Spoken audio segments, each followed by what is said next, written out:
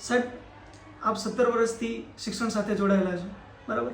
તો મારો એક એવો નાનકડો પ્રશ્ન હતો કે પહેલાંના સમય કરતાં અત્યારે દરેક પ્રકારની સુવિધાઓ દરેક વિદ્યાર્થીને મળી રહી છે, તે છતાં પણ વાલીઓ તે વિદ્યાર્થીના રિઝલ્ટને લઈને, પરિણામને લઈને કેમ અત્યારે એટલા સેટિસ્ફાઈડ નથી, કેમ એટલા સંતુષ્ટ નથી? એનું કારણ શું સાહેબ? બહુ મસ્ત પ્રશ્ન કર્યો છે. તો આજની આપણી જે શિક્ષણની વાતો જે સિરીઝ છે એનો બહુ ધમાકેદાર પ્રશ્નથી તમે શરૂઆત કરી છે. તો હું મારા જે શિક્ષણના અનુભવો છે, ઘણા વર્ષોથી કામ કરું છું, તેના પરથી સગવડો હોવા છતાં પણ, વાલી વધારે પડતા જાગૃત હોવા છતાં પણ એ લોકોને સંતોષ નથી. એના મુખ્ય કારણો છે. હું એક પ્રશ્ન પૂછીશ કે તમારા જીવનમાં તમે કેટલી સ્કૂલ ચેન્જ કરી છે? અમે સાહેબ 3-4 જેવી કરી છે. મેક્સિમમ 2 કે 3. હા. પ્રાથમિક, માધ્યમિક ને માધ્યમિક ના હોય તો સાયન્સમાં તમે ઉચ્ચતર માધ્યમિકમાં ગયા છો. જી સર.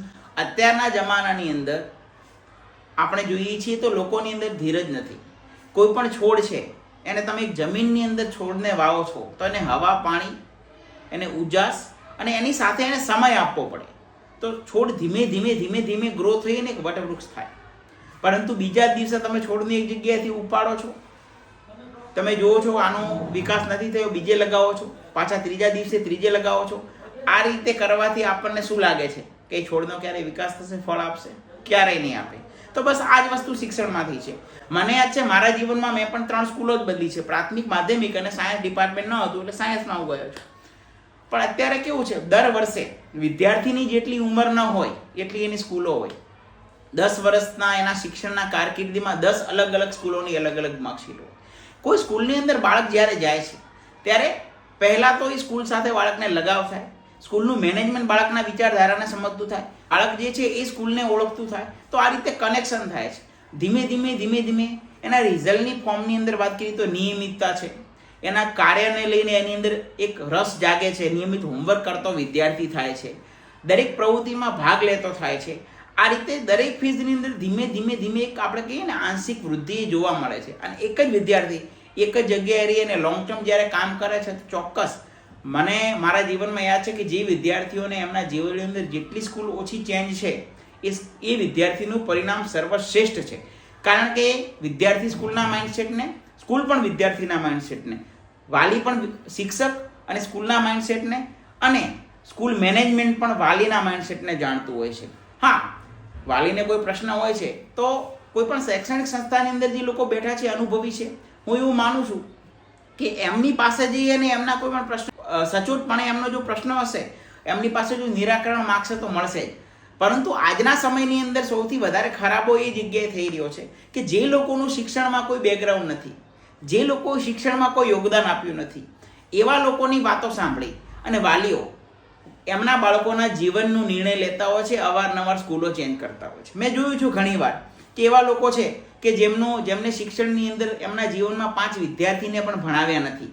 એમના 10-15 વર્ષની કારકિર્દીની અંદર એમની જોડેથી કોઈ વિદ્યાર્થી તૈયાર પણ નથી થયા. એવા લોકો એક બિઝનેસના ફોર્મની અંદર એજ્યુકેશનમાં આવી જાય છે, કોઈ પણ ફોર્મની અંદર વાલીને લોભામણી સ્કીમ આપે છે કે હું તારા ભાઈ ગામનો છું, કે આ બધી વસ્તુના કારણે પ્રેરણા આપીને એને ત્યાંથી લઈ જાય છે. હવે જે વ્યક્તિનું ખુદનું એક અહીંથી એક પ્રશ્નથી આપણને ખ્યાલ આવે કે કોઈ પણ વ્યક્તિ છે એને કોઈ પણ બીમારી થઈ છે ગંભીર, તો જ્યારે એ વ્યક્તિ માર્કેટમાં જશે તો 10 લોકોને પૂછશે કે મારે આ બીમારી છે, હું કયા ડૉક્ટરની કન્સલ્ટ કરું. તો જે ડૉક્ટર સમાજની અંદર એને લોકોની સારી એના નોલેજથી સેવા કરી છે, સારા રિઝલ્ટ આપ્યા છે, જે ડૉક્ટર સારી રીતે ભણીને ડૉક્ટર બનેલો છે, જેની એના સબ્જેક્ટ પાછળ ક્વોલિફિકેશન છે, તો સ્વાભાવિક છે એ ડૉક્ટર જે સારામાં સારું નિદાન કરશે. કે તો લોકોને એ સમજવાની જરૂર છે કે શિક્ષણની અંદર શિક્ષણ ચલાવવાવાળા લોકો કોણ છે, એમની શું પ્રોફાઇલ છે, સમાજ લેવલે વિદ્યાર્થીઓના જીવનની અંદર એ લોકોએ શું ટ્રાન્સફોર્મેશન લાવ્યું છે. આવા મેનેજમેન્ટની અંદર જો બાળકો એવા લોકોની છત્રછાયામાં રહે અને વાલીને કોઈ પણ પ્રશ્ન હોય, જો એમનો રાઈટ પ્રશ્ન રાઈટ જગ્યાએ જો ચર્ચા કરે તો 100% એમને નિરાકરણ મળે છે. પરંતુ શિક્ષણની અંદર વાલીઓ આવા બહારના લોકો જે કહેવાય ને કે જેનું કોઈ બેકગ્રાઉન્ડ એજ્યુકેશનનો નથી, ખાલી એમની પાસે વાતો જ છે, એમનું માર્ગદર્શન લે છે.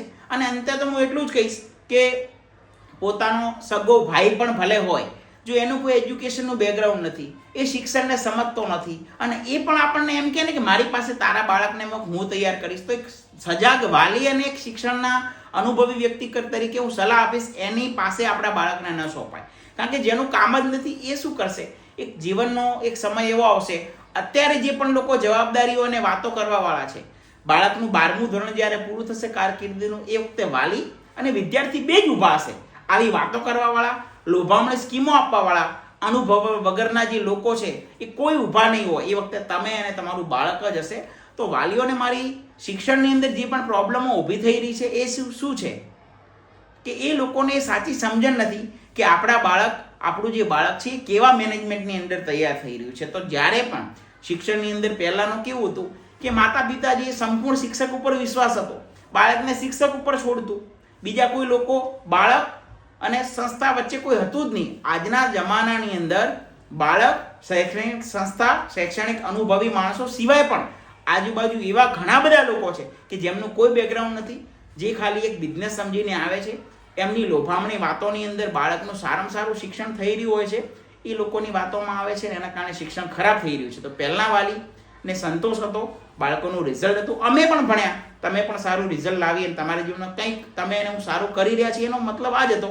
શૈક્ષણિક સંસ્થા, માતા પિતા. અત્યારે શૈક્ષણિક સંસ્થા, માતા પિતા અને આવા શિક્ષણના કોઈ અનુભવ વગરના માર્કેટની અંદર લોકો ફરે છે, જેમની વાતોથી વાલીઓ અવારનવાર સ્કૂલો બદલે છે, અવારનવાર એવા લોકોના અંડર એમના બાળકોને ઓબ્ઝર્વેશનમાં રાખે છે, અને અંતે વાલીઓને જ જ્યારે બાળકની કારકિર્દીની વાત આવે ત્યારે 12મા પછી બાળક, વિદ્યાર્થી રસ્તાની અંદર એમને ઊભા હોય છે અને કારકિર્દી માટે એક અંધકારમય પ્રશ્ન બને છે. તો મારો જે અનુભવ છે બસ આ જ છે કે તમે તમારા બાળકને જો સારો આટલી બધી સગવડ આપવા છતાં પણ તમને પરિણામ નથી મળી રહ્યું, તો તમે તપાસો કે તમારું બાળક કેવા લોકોની છત્રછાયાની અંદર ભણે છે, એ લોકોનું શું બેકગ્રાઉન્ડ છે, મેનેજમેન્ટ ચલાવવાવાળા લોકોની શું પ્રોફાઇલ છે. વાતોને નહીં, કાર્ય અને પરિણામને જો જોઈને બાળકને મૂકશો તો ચોક્કસપણે પરિણામ મળશે.